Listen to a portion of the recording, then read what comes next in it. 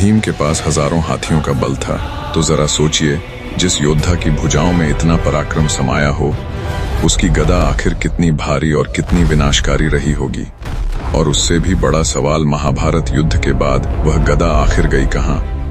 जब घटोत्कच युद्ध भूमि में गिरा तो वह सिर्फ एक योद्धा की मृत्यु नहीं थी, उसका शरीर एक बायोलॉजिकल बम की तरह फटा था, जिससे निकलने वाली विषैली गैसों ने कौरवों की पूरी एक अक्षौहिणी सेना को बिना किसी शस्त्र के ही मौत के घाट उतार दिया था।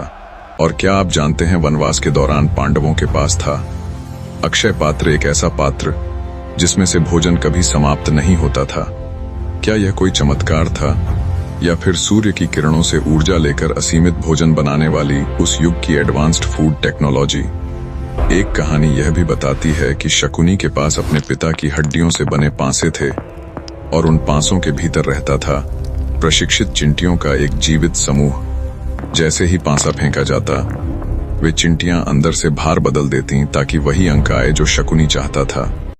यह उस काल की सबसे बड़ी चीटिंग और इंजीनियरिंग नहीं तो और क्या थी। और क्या आप जानते हैं कि नारायण अस्त्र दुनिया का पहला स्मार्ट हथियार था?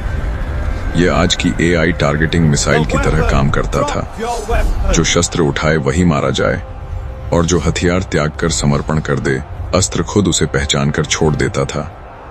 नकुल के पास थी अश्व हृदय विद्या। वे केवल घोड़ों की देखभाल ही नहीं करते थे, बल्कि पशु पक्षियों की बॉडी लैंग्वेज और आवाजों से दुश्मन की चाल पहले ही समझ लेते थे। वे किसी बायोलॉजिकल रडार से कम नहीं थे। महाभारत काल में कुछ अस्त्र केवल मंत्रों यानी ध्वनि तरंगों से संचालित होते थे। आज आधुनिक विज्ञान डायरेक्टेड एनर्जी वेपन्स और सोनिका वेपन्स पर काम कर रहा है, लेकिन यह तकनीक हजारों साल पहले से मौजूद थी। कुरुक्षेत्र की खुदाई में मिली कांच की तरह चमकती और पिघली हुई चट्टानें तभी कांच बनती हैं जब तापमान 2000 डिग्री सेल्सियस से ऊपर पहुंच जाए। यह सिर्फ न्यूक्लियर ब्लास्ट या प्लाज्मा स्ट्राइक में ही संभव है। तो क्या वहां सच में सिर्फ तीर कमान का युद्ध हुआ था, या फिर किसी परमाणु जैसे अस्त्र का प्रयोग किया गया था? दोस्तों, ये तो बस शुरुआत है।